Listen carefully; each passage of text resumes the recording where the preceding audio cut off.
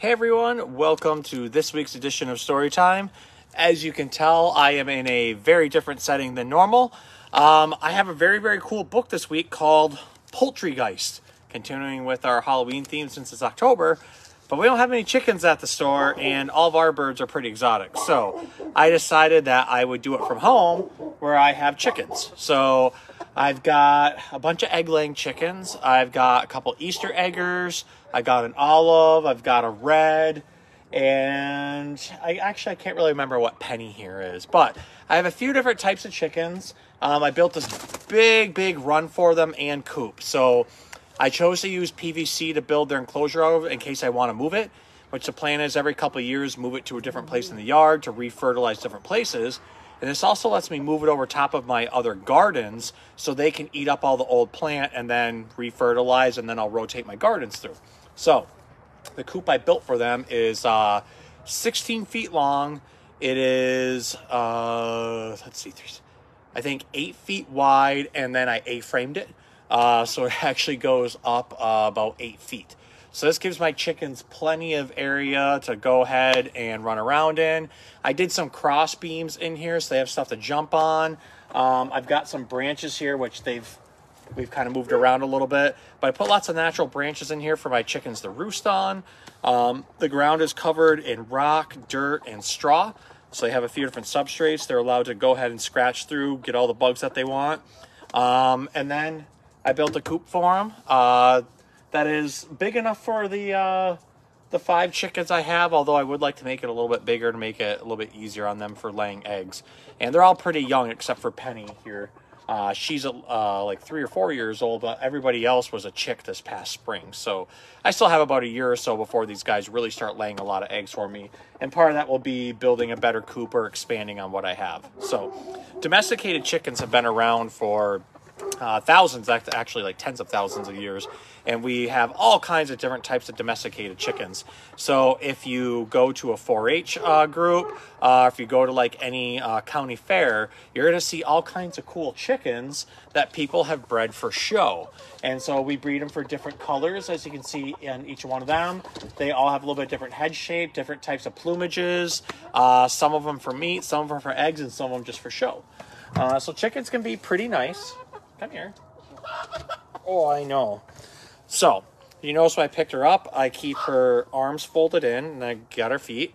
But once you get them in, again, you keep the wings tucked in, and then they tend to be okay.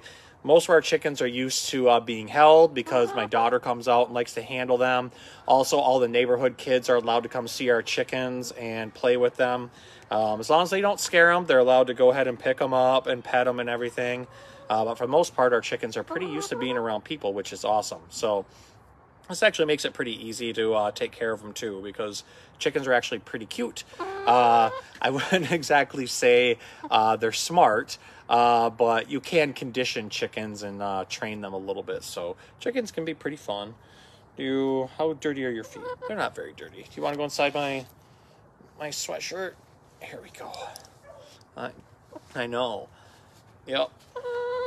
So, there we go. Do you want to stay nice and warm in there? Huh? There we go. So, like I said, this week we have a poultry-themed Halloween book called Poultrygeist by Mary Jane and Herm Osh. So, we're going to go ahead and read Poultrygeist to my flock of chickens here before it gets too dark out. So, want to sit there, Robin? Are you going to sit there? Okay. Hopefully you stay in there. If you fly away, that's okay too. All right. So here's Poultrygeist. Rudy and his best friend Ralph were 2 rowdy young roosters. They weren't loud on purpose, but there was so much to crow about, each tried to be the first and loudest to crow at sunrise every morning. Oof, there you go. Then they had contests all day long to decide who was the strongest or the biggest or the loudest.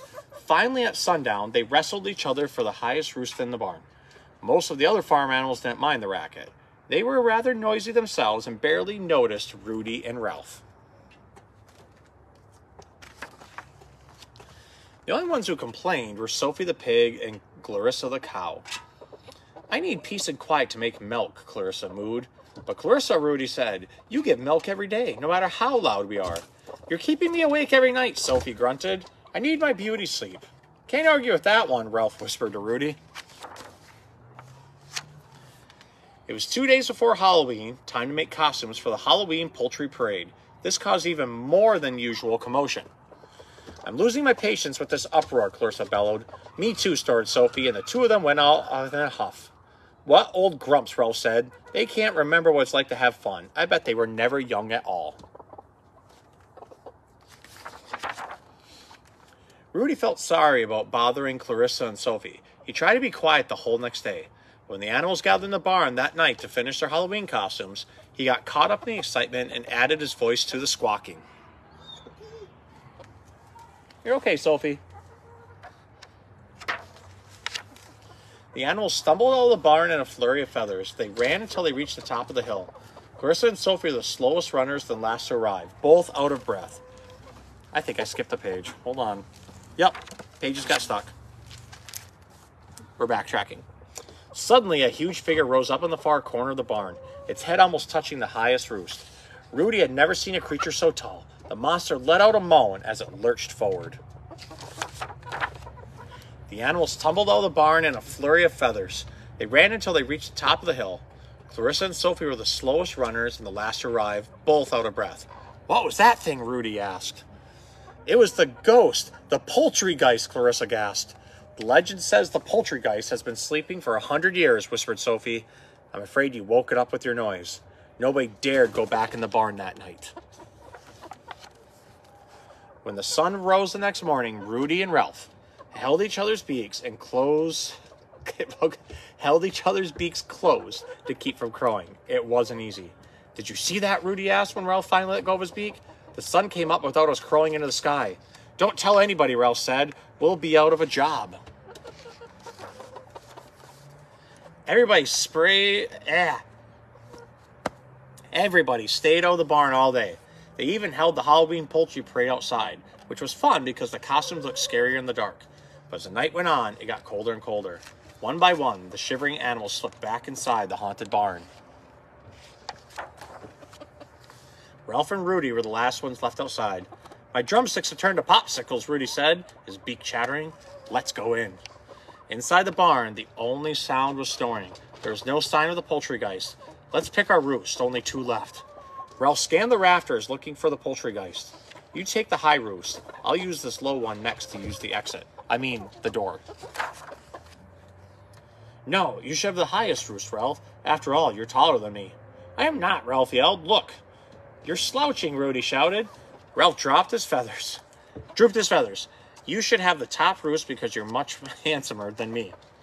No, I'm ugly, Rudy crowed. Look. Get up on the top roost, Ralph hollered. Now you get up there, Rudy screeched. The two roosters rolled around the floor, feathers flying, when suddenly a shadow fell over them. A very tall shadow. Boo! Howled the Poultrygeist. There was a great flapping and squawking as the animals fled to safety. But Ralph and Rudy were trapped in a corner. Yikes, this is it, buddy, Ralph cried. We're going to the big roost in the sky. Don't give up, we can escape. Rudy grabbed his friend and tried to run around the Poultrygeist. But instead, the two roosters smacked right into it. And it didn't feel all clammy and ghost-like. Instead, it felt like feed sacks, Rudy cried. You guys got scared? The Poultrygeist is nothing but a bunch of feed sacks all sewn together. Can't be, but Ralph gave a tug on the sacks, and there stood Sophie and Clarissa. Boo, Clarissa mooed as her eyes closed. Enough with the ghost talk, Sophie said. We've been unmasked. The end. So, Poultrygeist was a pretty fun book, with the message kind of being that you need to be respectful to the people in your spaces, and sometimes those people might do things to get back at you. That's usually in good fun, but sometimes it's kind of like to show you like, hey, you might have been kind of a jerk, and you should have listened to people when they asked for you to be nice, or asked you cordially to like do something that would make everything better for everybody else. So, I hope you enjoyed Poultrygeist, and I hope you enjoyed seeing my flock of chickens. Oh, come here. We'll give you a close-up of one of our chicks. Oh, I know. Come here. Ah! You gotta let me get your wings down. No. Oh my goodness. There we go. There we go. Such a fuss. Such a fuss. Can you show everybody your pretty face? Look at that. See, that's not so bad, is it? All right. Well, say goodnight, Maggie May, and we will see you guys next week. There we go.